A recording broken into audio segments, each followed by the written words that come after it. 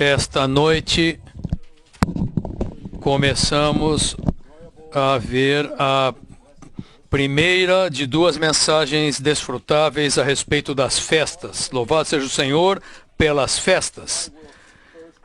Hoje à noite vamos ver primeiramente o sábado, que era uma festa semanal, também as duas primeiras festas anuais, a festa da Páscoa e a festa dos pães sem fermento. Primeiramente, quero dizer que esta questão da festa ou de banquetear é de grande significado na Bíblia. Não. Na verdade, assim que Deus ganha um grupo coletivo adequado de pessoas, Deus expressa que o desejo é que seu povo festeje para Ele. Vemos isso em Êxodo, quando Deus estava para livrar o povo de Israel do Egito. Ele enviou Moisés e Arão para falar com Faraó. E em Êxodo capítulo 5, versículo 1, Moisés disse a Faraó que ele deixasse o povo de Deus ir para que eles celebrassem uma festa ao Senhor. Essa foi a primeira vez que essa intenção de Deus foi revelada com esse grupo coletivo de pessoas. Deus deseja que esse povo não apenas seja liberto, sejam resgatados da escravidão, mas que também celebrem uma festa ao Senhor. Isso é muito significativo. O que é celebrar uma festa ao Senhor? Se você ler a nota de rodapé em Êxodo 5:1, a nota a respeito da palavra festa diz que celebrar uma festa ao Senhor é adorá-lo. Adorá-lo, que ele deseja, desfrutando-o em sua presença. Essa adoração envolve sacrificar a Ele. A adoração que Deus deseja é que desfrutemos Deus como nossa provisão, dispensando-se a nós e que nós o desfrutemos. Isso pode não ser exatamente o que você pensa a respeito de festa, de banquetear, mas aos olhos de Deus, festejar ao Senhor que significa render uma adoração a Ele. E essa adoração é desfrutá-lo, desfrutando-o em sua presença, algo que envolve sacrifícios e desfrutar Deus como nossa provisão, mediante Ele se dispensar para nós, e então nós descansamos com Ele naquilo que desfrutamos dele. Esse é o significado de celebrar uma festa. E essa festa é encarregada por Deus ao seu povo, que eles celebrem uma festa ao Senhor. Portanto,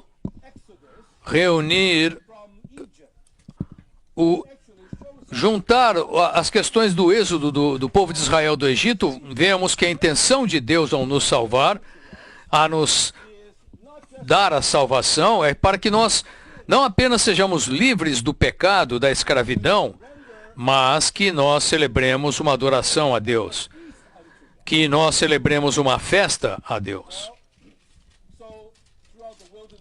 Então, durante todo o tempo deles no deserto, o povo de Deus celebrava uma festa ao Senhor, e depois de terem entrado na boa terra, Deus novamente os exortou que 3 vezes ao ano eles deveriam ir a Jerusalém, continuando a reunir-se para celebrar festas. Até quando veio o Senhor Jesus, na noite antes de ele ser crucificado, ele comeu a festa da Páscoa com os discípulos. Aquilo foi o término da festa do Antigo Testamento. Naquela noite, ele comeu a última Páscoa e, ao mesmo tempo, ele iniciou a festa do Novo Testamento, que é a mesa do Senhor. Veremos isso daqui a pouco em Lucas 22. E por todo o Novo Testamento, semana após semana, como a igreja, somos exortados a nos reunir para termos a mesa do Senhor. Cada reunião da mesa do Senhor deve ser essa festa, uma festa assim. E como o Senhor disse, na véspera da sua crucificação, depois que ele instituiu a mesa do Senhor, a festa do Novo Testamento, ele disse que não beberia o fruto da videira de novo até que ele viesse no reino de Deus, até que o bebesse no reino de Deus. Nós, até a mudança da era, estaremos comendo e bebendo.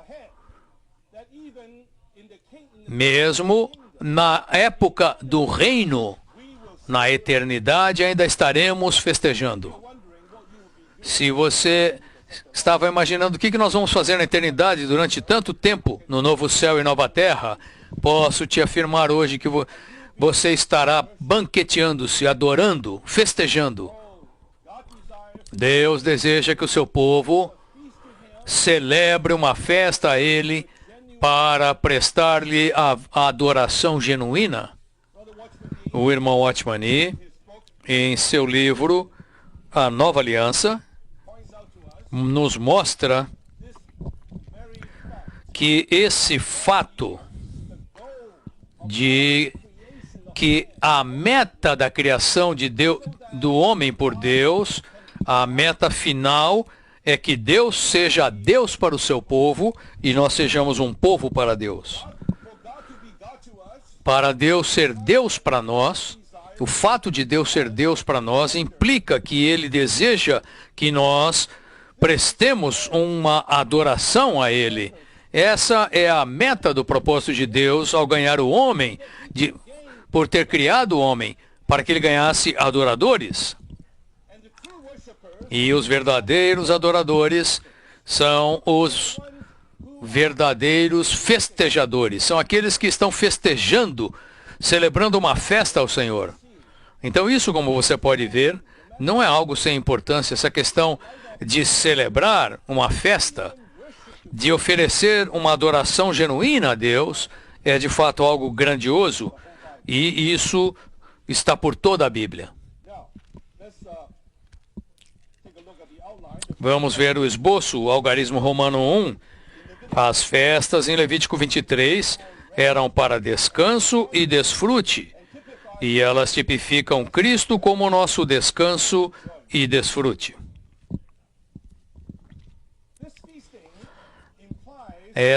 Esse festejar implica descanso e desfrute.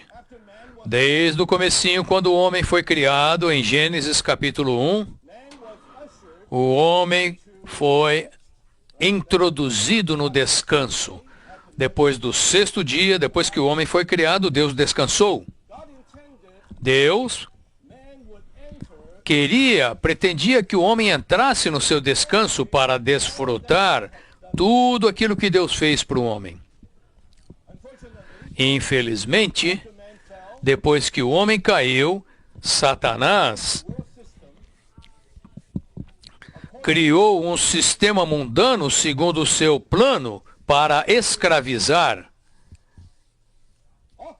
para ocupar, para oprimir, para afligir as pessoas, de maneira que as pessoas estivessem cheias de ansiedade, cheias de problemas, cheias de ansiedade. Mas a intenção original de Deus era que o homem, primeiramente, entrasse no descanso. Mas Satanás, ele fez algo totalmente oposto para oprimir, afligir o homem, de maneira que o homem estivesse cheio de ansiedade e preocupações. Não é isso que é o mundo? Todo o mundo, diariamente, de manhã até à noite, a humanidade está cheia de ansiedade. Como viver, como existir, como prosseguir.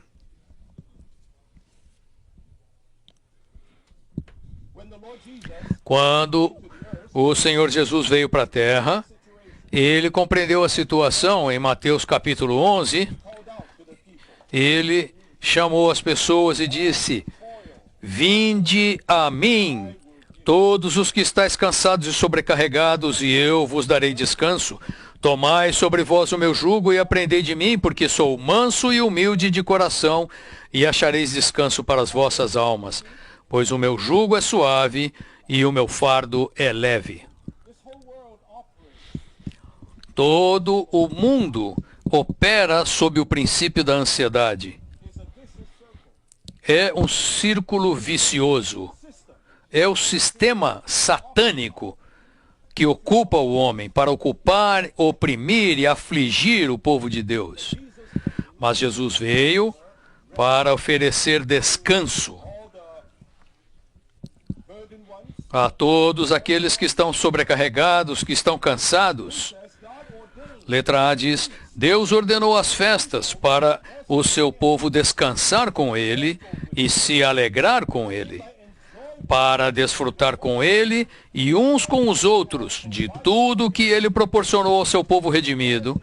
O descanso e desfrute não eram individuais, mas coletivos. É muito interessante, aqui em Levítico, um livro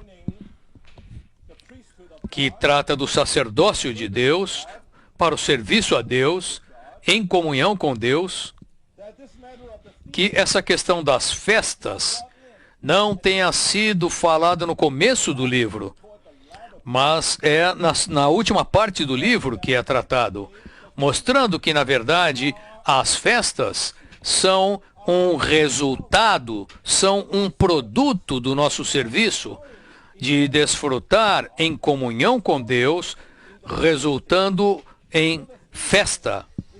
Portanto, a festa é um produto, um resultado do nosso serviço a Deus. Não podemos ter uma festa sem ter primeiramente o sacerdócio, todos os sacrifícios para nossa comunhão com Deus e até mesmo ter uma vida santa e limpa. Tudo isso precede nós festejarmos ao Senhor. E esse festejar não é algo individual, é claro, mas é algo coletivo, certo? Você não consegue fazer uma festa sozinho. Você faz uma festa com muitas outras pessoas, como aqui nesta congregação, nesta grande reunião, estamos aqui festejando. Letra B. As festas designadas pelo Senhor eram santas convocações, assembleias especiais do povo de Deus, chamado para um propósito especial e particular. Deus não quer que tenhamos normalmente um tipo de viver comum com seu povo, mas Deus quer ter uma assembleia santa, um povo coletivo reunindo-se, tendo uma convocação santa. Uma convocação santa refere-se a um tipo especial de assembleia, a uma assembleia especial. Eu creio que todos nós concordamos que estas 7 festas que temos na restauração do Senhor são santas convocações. Você não está feliz por termos hoje na restauração do Senhor essas 7 festas? Desde que o irmão Lee foi ter com o Senhor há 21 anos, ainda mantemos essas 7 festas. Cada festa é uma convocação santa, onde podemos nos reunir diante de Deus e com o povo de Deus, e cada vez que nos reunimos, as riquezas, ao falar de Deus, a presença de Deus, há muito desfrute, certo? Essas coisas, isso são definitivamente festas que nós desfrutamos na restauração do Senhor. Letra C, elas significam a reunião de crentes como a igreja para ter um descanso e desfrute coletivos de Cristo perante Deus, com Deus e uns com os outros. Santos, a vida da igreja é uma vida de reunião, onde os santos podem se reunir para festejar com Deus, festejar em Cristo e festejarem-se uns com os outros. Não podemos ter uma vida da igreja adequada sem nos reunir. Eu ainda sinto, irmãos, que o Senhor tem que restaurar uma vida de reunião adequada e saudável entre nós. Eu sei que os irmãos se reúnem aqui ou ali, 2 ou 3, nós nos apacentamos mutuamente, eu concordo com isso. Mas nunca se esqueçam de que a nossa reunião, nunca se esqueçam de reunir. Se não nos reunirmos, não haverá uma expressão prática. A vida da igreja é uma vida de reuniões. Não devemos negligenciar as reuniões. Jamais, nunca despreze as reuniões da igreja. No dia do Senhor, no domingo, as reuniões de oração e outras ocasiões de festas, como as reuniões de grupos pequenos. Essas reuniões de crentes como igreja são algo especial que Deus ordena para que nós como seu povo, precisamos festejar juntos, precisamos nos reunir. Vamos ver agora o algarismo romano 2. A festa semanal, o sábado, significa o descanso que o povo redimido de Deus desfruta com Deus e uns com os outros. A cada 7 dias havia um dia para descanso e desfrute. A festa semanal. Deus ordena ao seu povo que guarde o sábado. O povo de Deus tem de descansar no 7º dia. Sabemos, no registro da criação de Deus, em Gênesis capítulo 1, que havia esse fato interessante, que depois de Deus ter completado a criação, no 6º dia ele criou o homem, então Deus descansou. Por que Deus descansou? Ele estava cansado? Ou ele trabalhou tanto durante 6 dias e aí teve que descansar?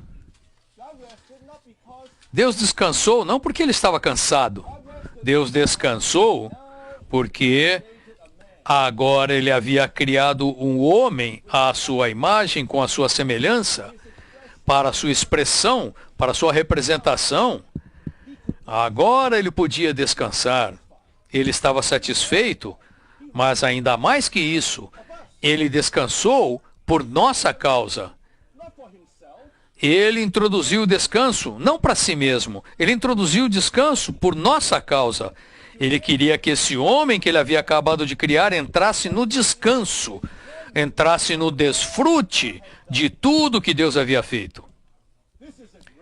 Isso é algo grandioso.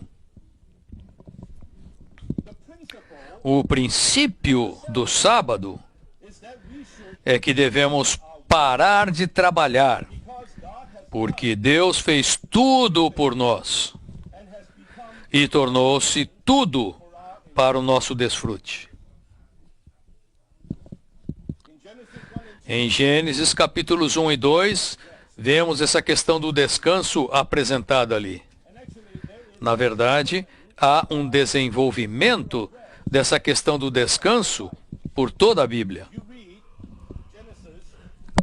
Se você ler Gênesis capítulo 2, versículo 2, na nota de rodapé a respeito de descanso, no último parágrafo fala que o descanso aqui é uma semente que se desenvolve por toda a Bíblia e é colhida em Apocalipse. O desenvolvimento dessa semente inclui o restante do sábado, que é um dos 10 mandamentos, e o resto da boa terra no Antigo Testamento, o resto do domingo no Novo Testamento e o resto do reino milenar. A consumação do descanso é o descanso do Novo Testamento e da nova terra, com a nova Jerusalém, com todos os santos redimidos que expressarão a glória de Deus e reinarão com a autoridade de Deus pela eternidade. Esse será o sábado de descanso final e máxima.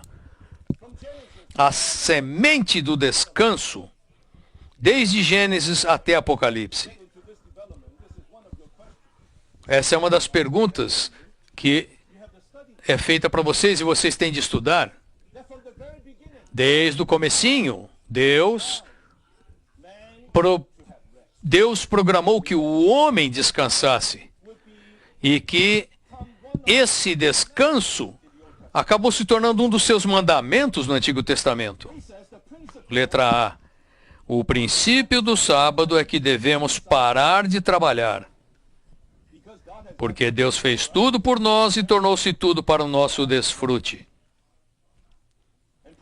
B.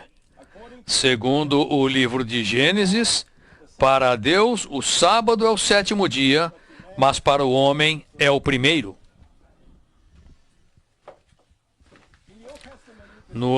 Na dispensação do Antigo Testamento, havia o guardar da lei. Guardar a lei que enfatiza a obra da carne. O homem tem que se esforçar para guardar a lei. Mas quando o Senhor Jesus veio para começar o Novo Testamento, na dispensação do Novo Testamento por Deus, é uma ocasião de desfrute da graça, não de obras da lei. Não pelas obras da lei, não pelo esforço da carne, mas pelo ouvir de fé. Nós entramos, nós ouvimos. A fé refere-se a tudo que Deus fez, tudo que Ele é. É isso que é a nossa fé. Portanto, se você estiver no princípio do Antigo Testamento, tudo depende do seu esforço próprio, da sua força natural. Mas no Novo Testamento, da graça, é uma questão totalmente de descansar e entrar no desfrute de tudo aquilo que Deus fez em Cristo e tudo que Ele é para nós. E em Gênesis vimos que Deus terminou a sua obra no 7º dia, no sábado. Mas para o homem, o sábado é o primeiro dia. E o significado disso é que para Deus o sábado era um descanso após o trabalho, mas quanto ao homem, este primeiro descansou e depois trabalhou. Deus quer que o homem descanse primeiro. Nosso homem natural é cheio da ideia de fazer, querendo exercer o seu próprio esforço. Mas, amados santos, precisamos ficar impressionados com esse princípio divino de que Deus deseja que o homem descanse primeiramente. É a partir do descanso que então trabalhamos. Toda a nossa obra deve resultar de descansarmos em Cristo. Se você quiser crescer, se quisermos crescer em Cristo, temos de aprender esse princípio. Nunca exercitar a nossa força natural tentando fazer algo para Deus, tentando agradar a Deus, mas devemos aprender primeiramente a entrar no seu descanso.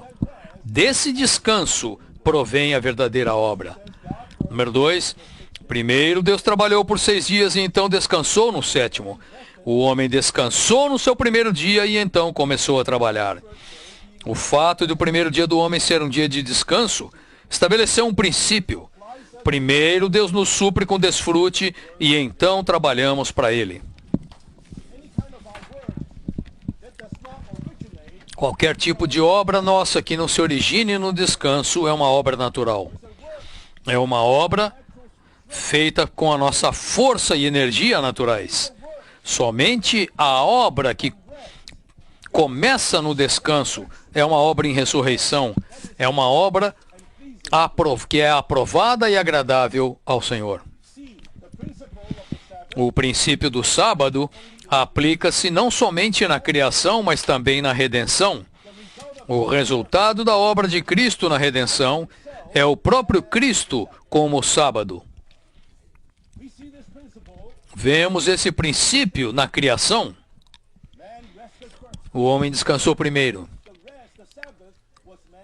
O sábado foi o primeiro dia do homem, mas E quanto à redenção, amados santos, será que nós é que produzimos a nossa salvação?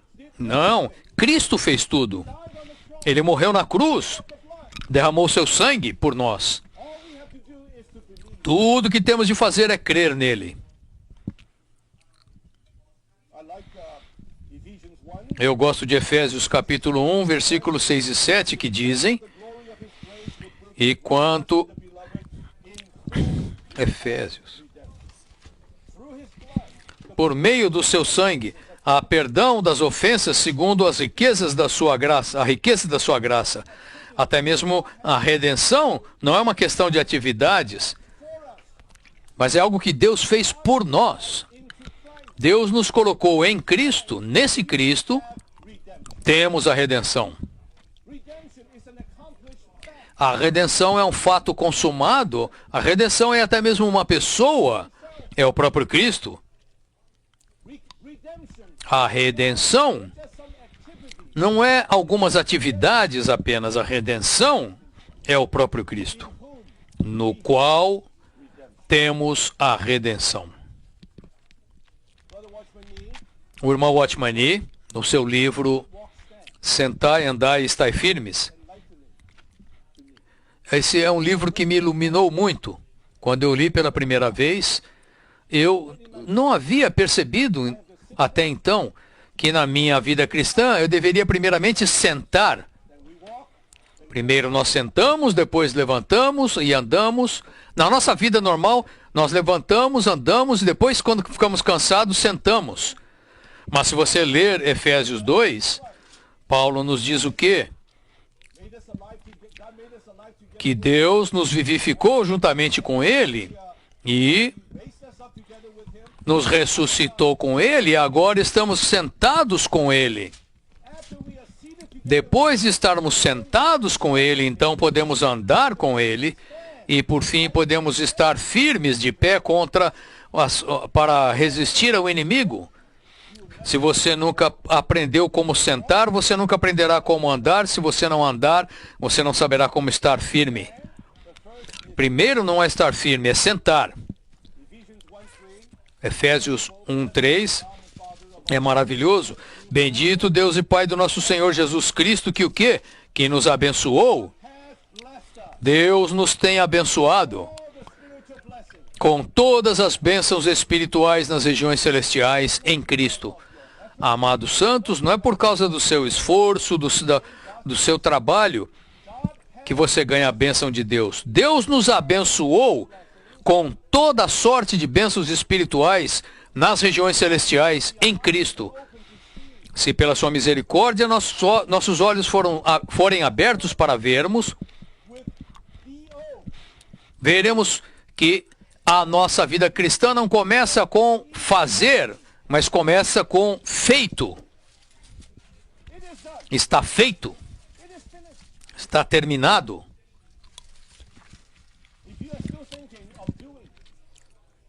Se você não tem esse conceito de fazer, eu preciso fazer isso, eu preciso fazer aquilo, se você tem esse conceito, você não sabe o que é ser um cristão. Um cristão genuíno compreende que a nossa vida cristã começa com tudo aquilo que Cristo já fez. Não é o nosso fazer. É que nós entramos no descanso, desfrutando tudo aquilo que Cristo fez. Tudo que tentamos fazer em nós mesmos, por nós mesmos, será desaprovado. Será reprovado. Que nunca nos esqueçamos desse princípio abençoado que vimos na criação. Nós nascemos e o nosso primeiro dia é o sábado, é o descanso. Deus não quer que nós trabalhemos para o nosso descanso. Nós primeiro descansamos e daí nós andamos e temos o nosso viver. E até mesmo na redenção, nós estamos onde estamos por causa de tudo que Cristo realizou, por tudo que Cristo cumpriu. Não foi nenhum trabalho para nós, nenhum encargo, nenhum fardo para nós. Há um descanso onde nós entramos. É por isso que a questão do sábado é tão crucial. Como um dos 10 mandamentos, e no novo céu e nova terra haverá o descanso eterno do sábado, que será cumprido na Nova Jerusalém. D.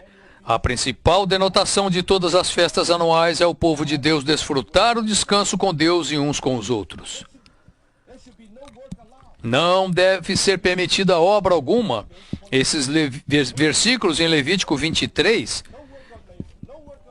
não farás nenhuma obra servil, Não devemos exercer o nosso próprio esforço, a nossa força própria. Isso lança o princípio básico de todas as festas anuais. Essa é a denotação principal de todas as festas anuais. Descanso é a denotação das 7 festas anuais. Cada festa anual, assim como o descanso semanal, era um descanso. O descanso semanal estabelece a base para o povo de Deus celebrar anualmente as festas santas com Deus. O sábado semanal era um descanso completo e solene. Esse descanso completo significa um descanso genuíno e profundo com Deus para o povo redimido de Deus desfrutar com Ele e uns com os outros. Esse descanso não é igual às suas férias, seus feriados. Você tira um descanso, umas férias do trabalho. As pessoas hoje tiram férias, tiram feriados e vão por aí fazer isso, fazer aquilo. E aí depois aí eles tiram outra festa para descansar. Então, outras férias para descansar. O sábado, esse descanso do sábado, é um descanso completo e solene. Não é um descanso qualquer, solto, frouxo. É um descanso solene. É um descanso com Deus, para o povo redimido de Deus desfrutar com Ele e uns com os outros. E isso nos dá um descanso completo e cabal, e até mesmo solene. Solene, não no sentido de você estar temendo e tremendo, não é esse tipo de solenidade. É solene, aqui indica que esse é um descanso santo. Esse sábado, esse descanso era do Senhor, significando um descanso para a alegria e desfrute de Deus, compartilhado pelo seu povo redimido. Portanto, quando estamos tendo esse descanso, estamos descansando diante do Senhor e até mesmo para o Senhor. É um descanso para a alegria de Deus, para o desfrute de Deus. Quando Deus está feliz, nós estamos felizes. A nossa felicidade genuína é quando Deus está feliz. Nós entramos no gozo do Senhor. Portanto, nós guardamos o sábado para o Senhor. Número 3, havia 7 festas anuais. As 7 festas tratadas aqui em Levítico, vamos falar apenas de 5 dessas 7 nessas 2 mensagens. 7 é o número da plenitude, significando que as 7 festas anuais ocorriam na plenitude das riquezas de Deus. Cristo é a realidade do sábado e de todas as festas anuais.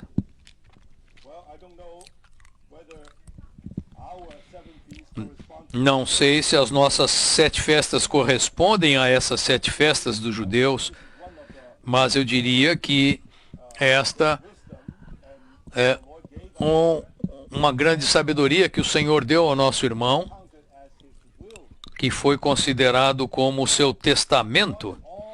Ele quis que todos nós continuássemos as 7 festas. Nós nos reunirmos.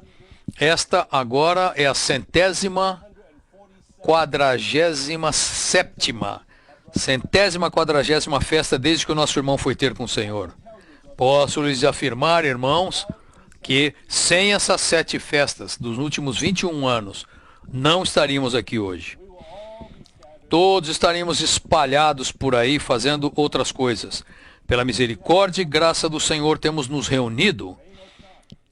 Chova ou faça sol, qualquer que seja a situação, nos reunindo, tendo congregações santas, e a palavra do Senhor tem podido ser liberada e nos preservar. Como sua restauração hoje, bem, como no Antigo Testamento havia 7 festas, não de maneira supersticiosa, mas eu diria que essas 7 festas devem continuar até que o Senhor volte. É isso que nos preservará como sua restauração, como seu testemunho na terra. Vamos prosseguir para o algarismo romano 4. A festa da Páscoa é no primeiro mês do ano, ou seja, o começo de um período. E isso significa Cristo como a nossa redenção para começar o nosso desfrute da salvação de Deus com Ele. A Páscoa, a primeira festa de todas as festas anuais ordenadas por Deus para o seu povo, tipifica que Cristo é o começo do nosso desfrute dele, o qual origina a nossa vida cristã. Louvado seja o Senhor pela nossa Páscoa. Nossa Páscoa marca o início do nosso desfrute dele, da nossa entrada, da nossa participação na sua salvação. Sabemos que a festa da Páscoa era celebrada no 14º dia do primeiro mês, o mês de Abib. E sabemos que a palavra Abib significa florescer, algo fresco, algo que vem como um novo começo. Creio que todos nós amamos novos começos. Tivemos um dia ruim, tivemos um passado ruim, mas graças ao Senhor por um novo começo. A Páscoa indica um novo começo. Tivemos um começo na velha criação a partir dos nossos pais, mas quando cremos em Cristo, recebemos um novo começo, um novo nascimento. Talvez 20 anos atrás, talvez 30 anos atrás. Mas eu diria que esse novo começo não deve ser algo que se refere a algo que aconteceu um tempo atrás, mas diariamente, quando você levanta, Senhor, obrigado por hoje, que hoje seja um novo começo. Esse Abib continua diariamente. Cada dia deve ser um novo começo. Jamais devemos permitir que o novo começo, novo e fresco, acabe, termine, mas diariamente, se estivermos desfrutando dessa festa da Páscoa, isso não deve ser um evento histórico, mas a realidade é que todos os dias desfrutamos esse novo começo em Cristo. Número 2, toda a vida cristã deve ser tal festa. Espero que não nos refiramos apenas 30 anos atrás, quando tivemos um novo começo, mas que tal hoje? Cada dia devemos poder dizer, Senhor, eu tenho um novo começo hoje. Até que eu te veja, até que o Senhor volte, diariamente, deve ser essa Páscoa por toda a nossa vida. B. A Páscoa denota passar por cima. Conhecemos a história. No Egito, na noite da Páscoa, os filhos de Israel deviam ficar na casa, se alimentarem do cordeiro, aspergir o sangue do cordeiro nos portais da porta do lado de fora, e o anjo matador, quando visse o sangue, passaria por cima das casas e não levaria julgamento para aquela casa. Santos, louvado seja o Senhor, Deus passou sobre nós. Qualquer que fosse a sua condição, qualquer que fosse a sua situação, por causa do sangue aspergido no portal, quando Deus vê o sangue, ele passa por cima de nós. Louvado seja o Senhor pela Páscoa. Não devemos mais estar em temor, não devemos mais ter medo temos paz, estamos dentro da casa, desfrutando a carne do cordeiro. E então sabemos que Deus vê o sangue e passa por cima. Louvado seja o Senhor pela Páscoa. Não importa quão terrível tenha sido a nossa situação, Deus passou por cima de nós. E isso significa que o Deus julgador passou sobre nós, pecadores que estamos em nossos pecados, a fim de o desfrutarmos como a nossa festa. Hoje temos essa festa que é o próprio Deus Redentor e o desfrutamos para o descanso e a alegria.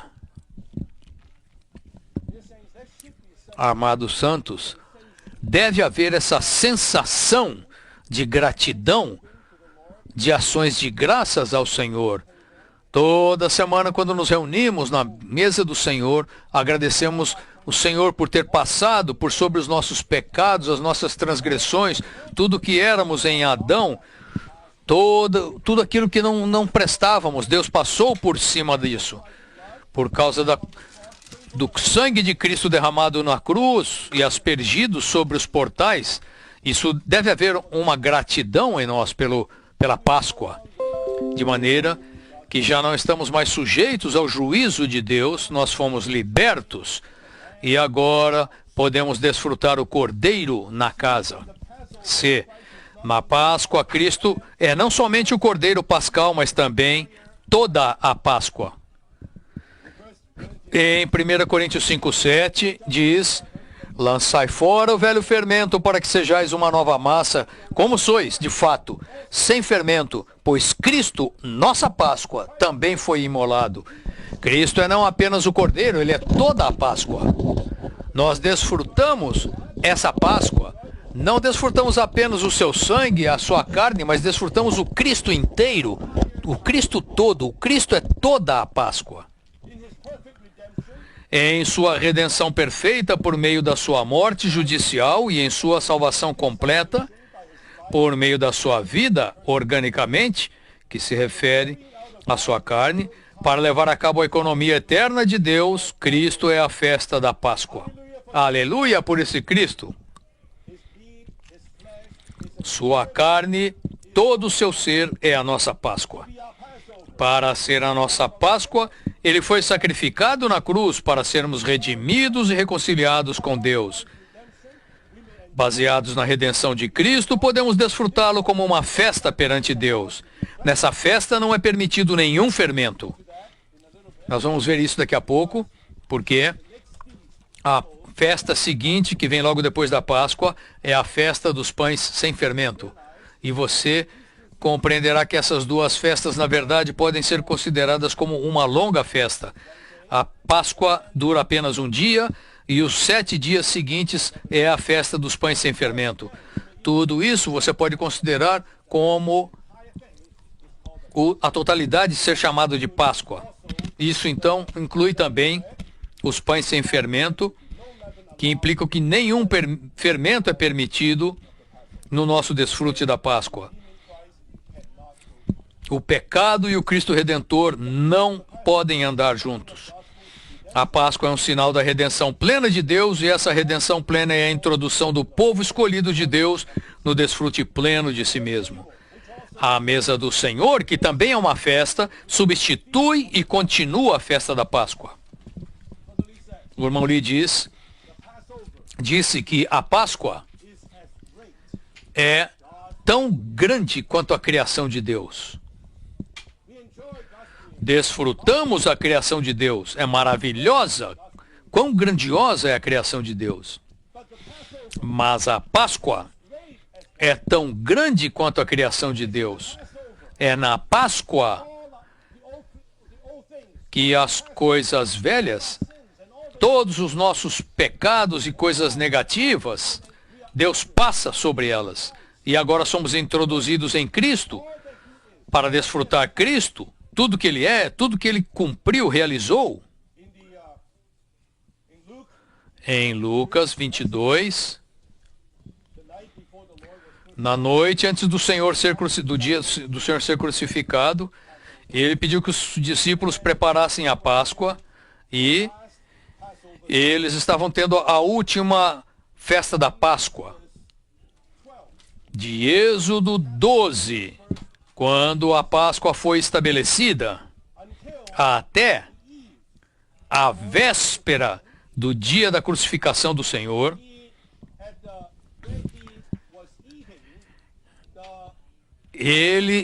quando ele estava comendo a última Páscoa com seus discípulos, mais de 1.500 anos, um período de mais de 1.500 anos, a festa da Páscoa era um tipo.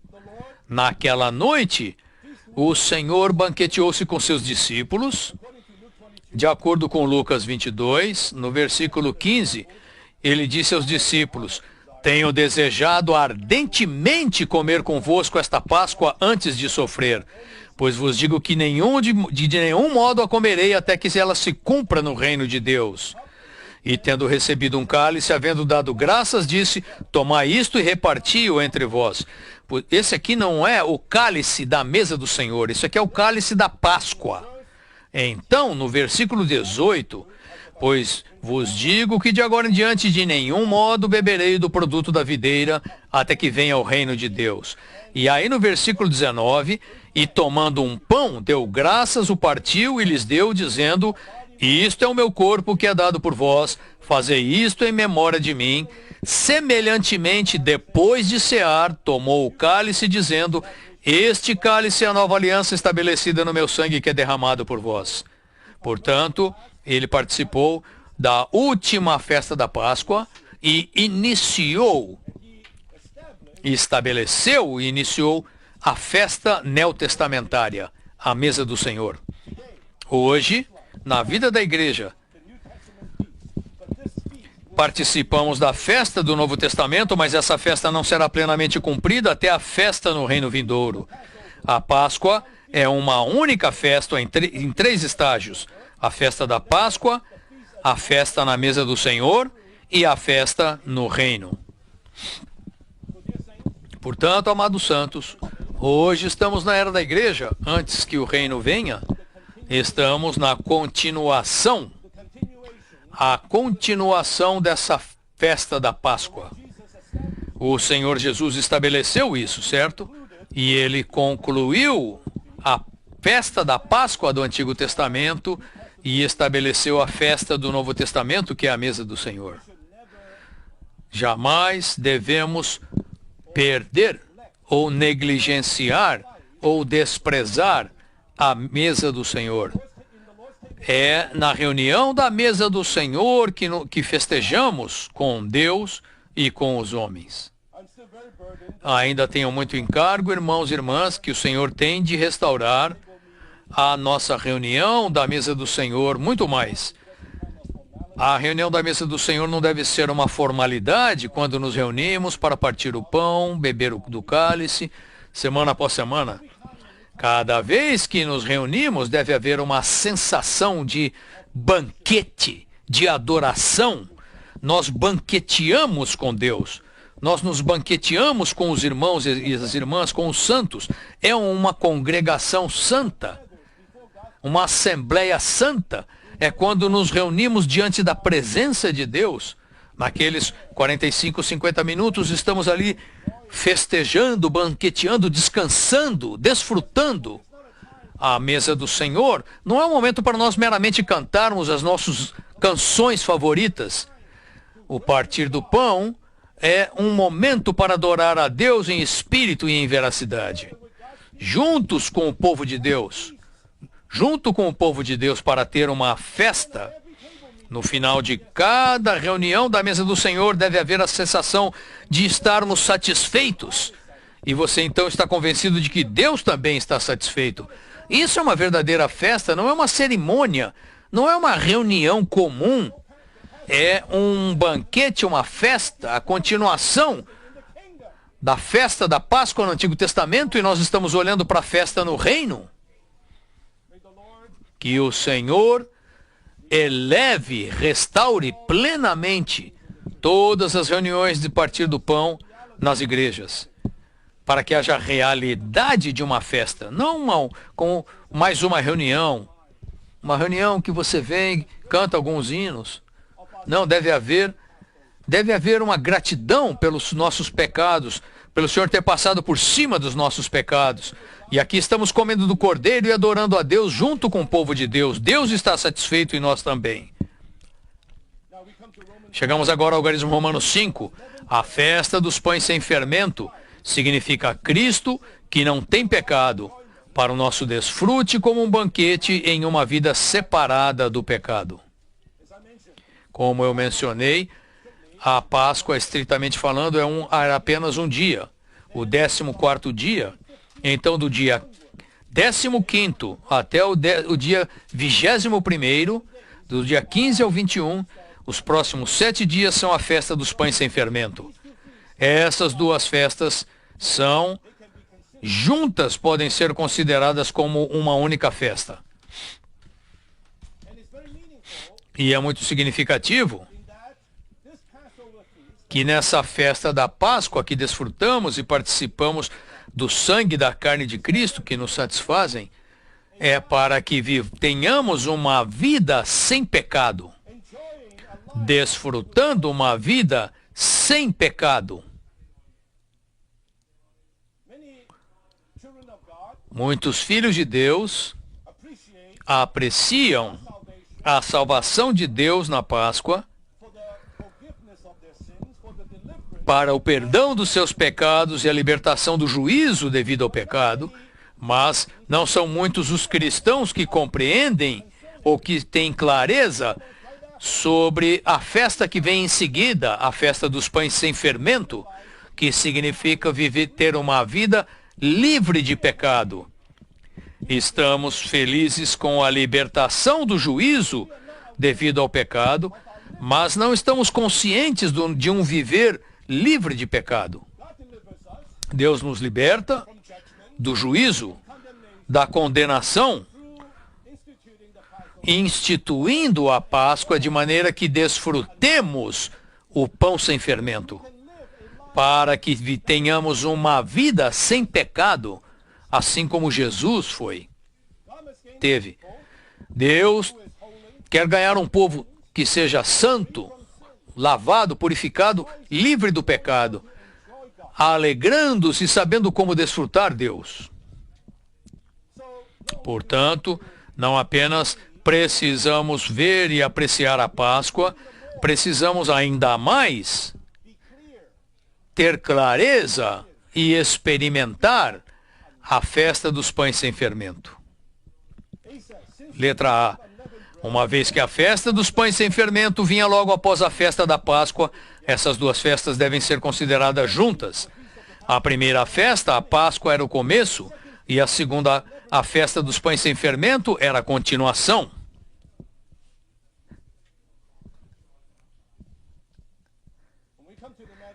Quando chegamos à questão de uma vida sem pecado, não sei qual é o conceito que você tem ou o seu sentimento, ou como pode haver uma vida sem pecado. Como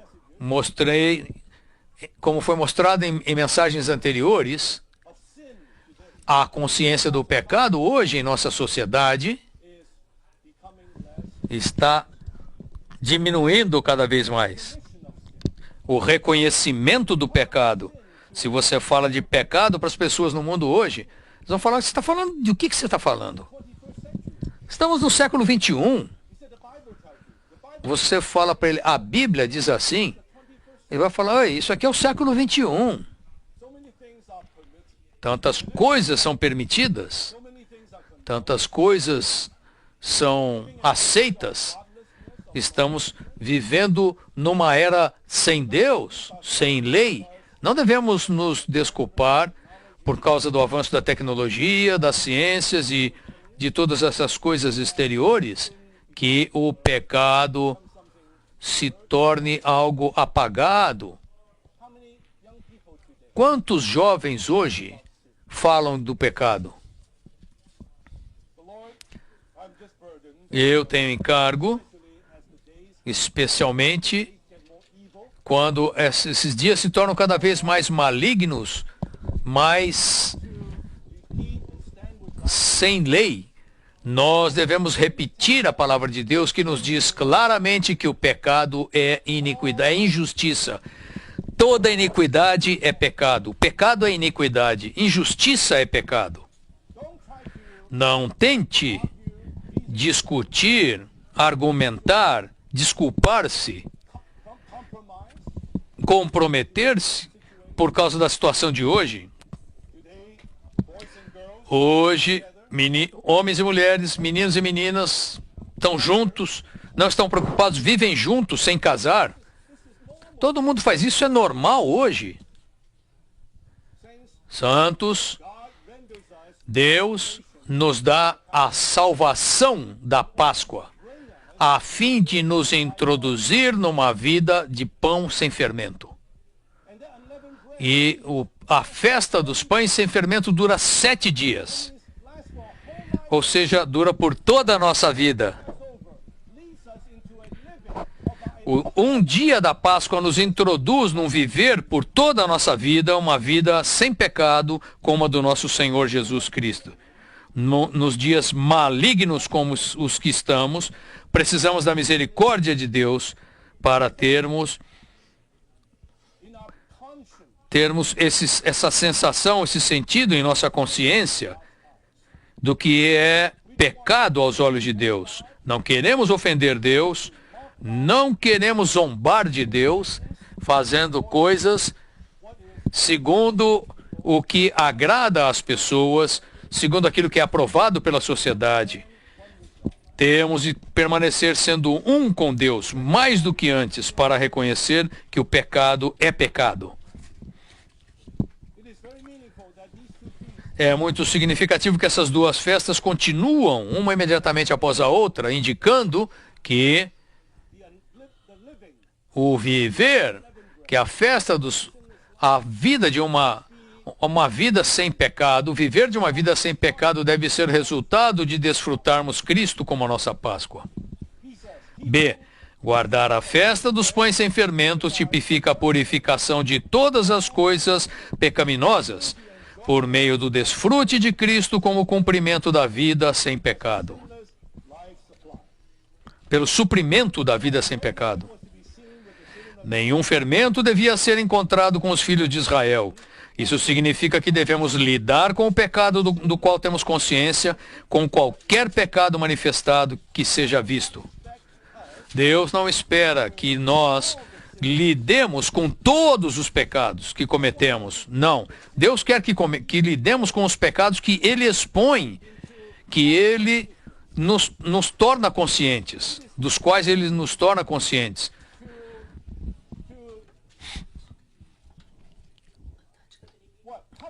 A tática do inimigo é encobrir a nossa consciência com relação ao pecado, para não vermos o pecado. O pecado precisa ser trazido à superfície, ser exposto, e sob a luz de Deus nós confessamos e lidamos com o pecado. Portanto, Deus não espera que lidemos com todos os pecados que cometemos, mas somente com aqueles dos quais temos consciência, pelo fato da luz de Deus ter brilhado em nós.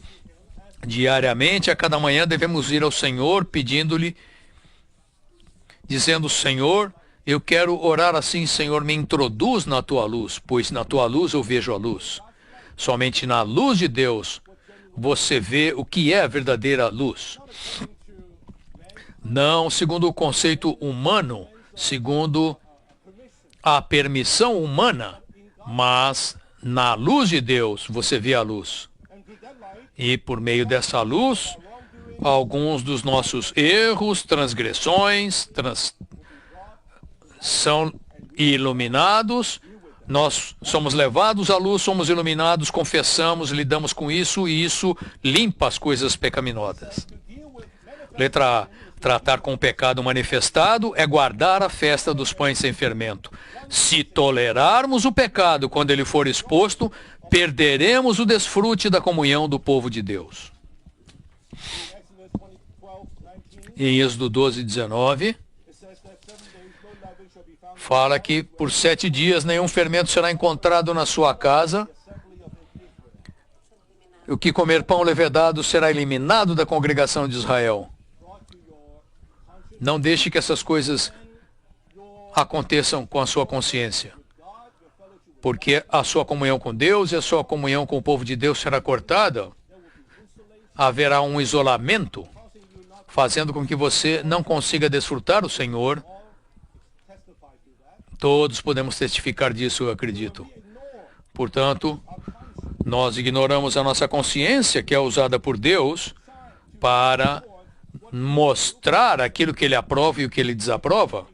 Se você continuar ignorando, continuar suprimindo a sensação da sua consciência, você vai ficar anestesiado e vai ser levado num estado em que você perde o desfrute da comunhão do povo de Deus. Esse é um assunto sério. Número 2. Cristo é o nosso pão sem fermento, nosso suprimento de vida sem pecado, da sinceridade e da verdade, absolutamente puro, sem mistura e cheio de realidade. Temos de purgar o velho fermento e ser uma nova massa, assim como somos sem fermento. A nossa Páscoa, Cristo foi sacrificado. Guardemos a festa, não com o velho fermento, nem da malícia, mas dos pães sem fermento, da sinceridade e da verdade. O que é sinceridade? Sinceridade é não apenas ser honesto. Sinceridade é uma virtude de Deus, é uma virtude daquilo que Deus é.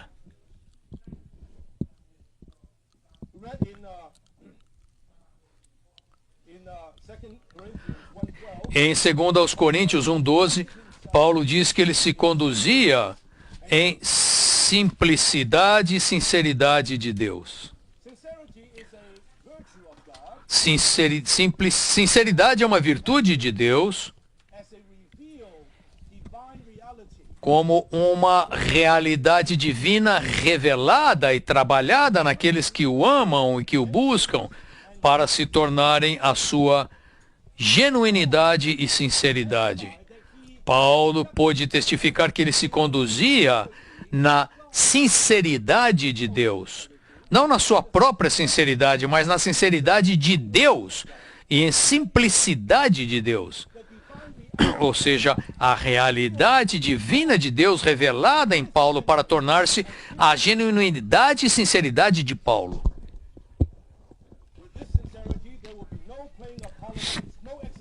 Com essa sinceridade, não há política, não há falsidade, não há fingimento, só há simplicidade e sinceridade.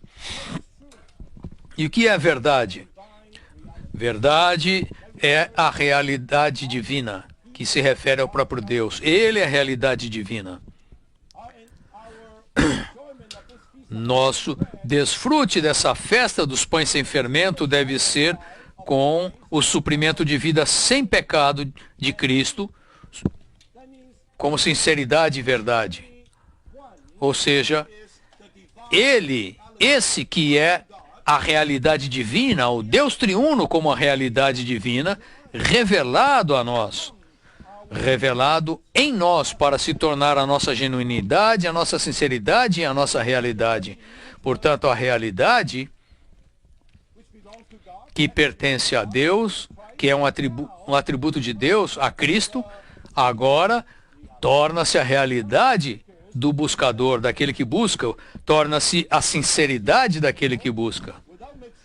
Absolutamente puro, sem mistura, cheio de realidade.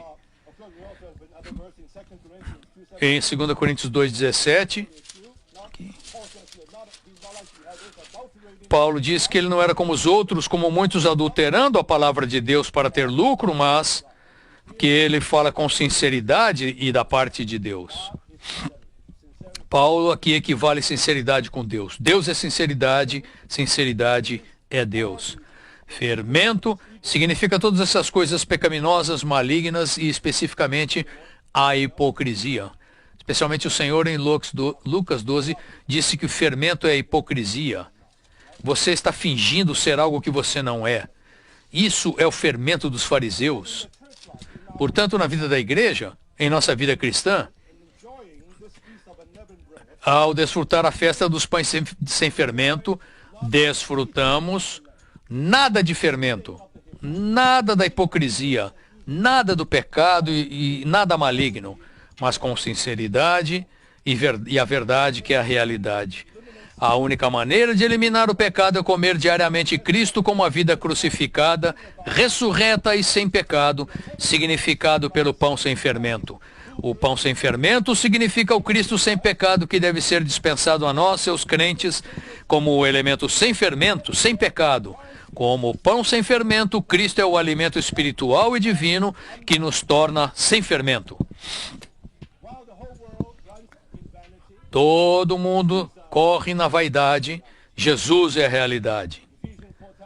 Efésios 4 nos diz que não foi assim que aprendemos a Cristo, assim como a realidade está em Jesus.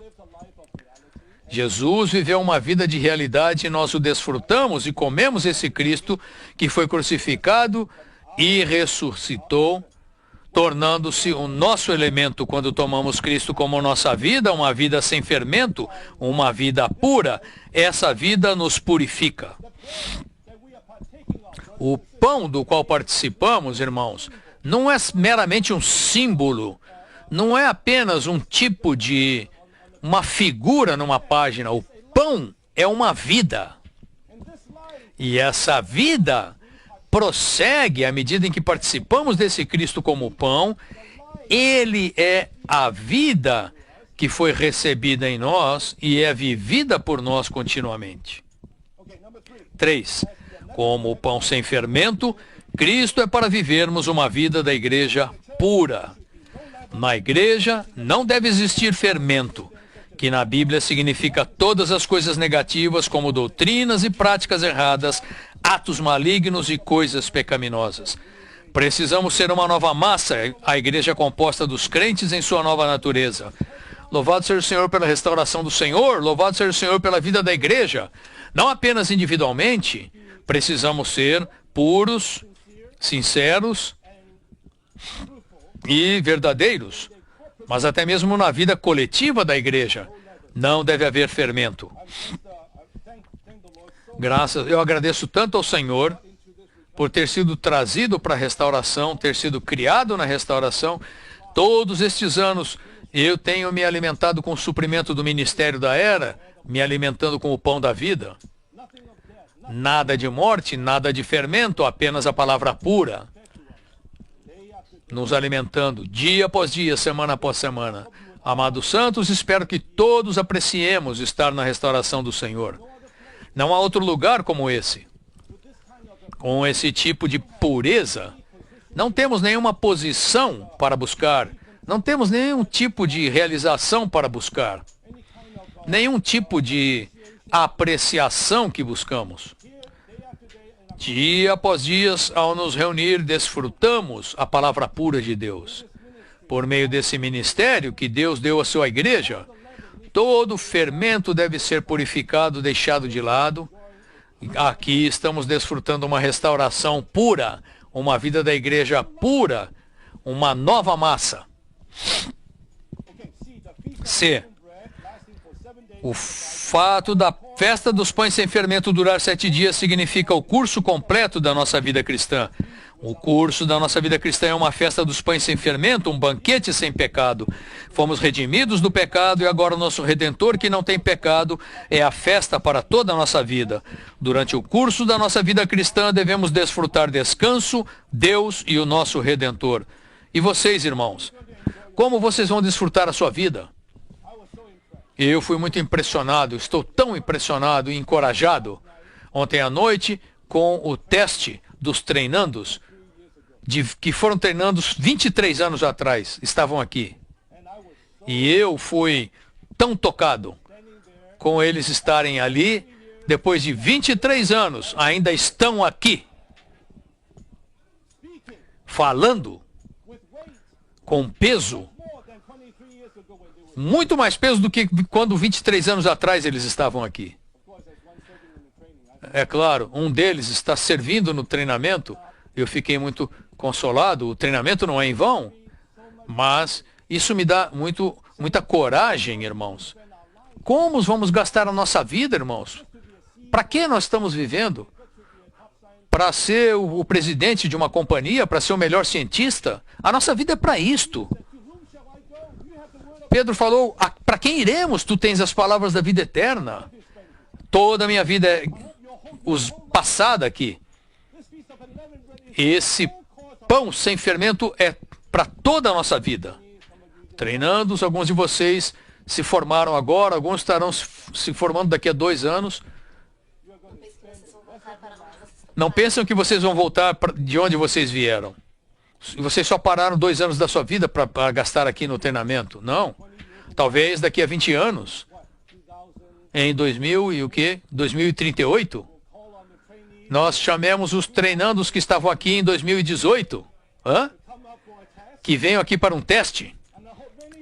E muitos de vocês ainda estarão ali. E falarão muito mais rico do que vocês fizeram no primeiro dia. Aleluia! Eu estou falando sério, irmãos. É para isso que a nossa vida é. 7 dias. Não há mais nada para viver. Esse é o sentido da nossa vida. Ter uma convocação santa no primeiro e último dias da festa dos pães sem fermento, sem trabalho ou obra, significa que desfrutamos de Cristo coletivamente, sem o nosso trabalho humano, desde o primeiro até o último dia da nossa vida cristã. É uma vida da igreja coletiva, é para isso que vivemos. Temos uma irmã em nossa igreja. Ela tem 90 e poucos anos, está no leito de morte, no final da sua jornada. Os santos foram visitá-la. Tudo que ela podia dizer era: eu quero ir para as reuniões. Quero ir para as reuniões.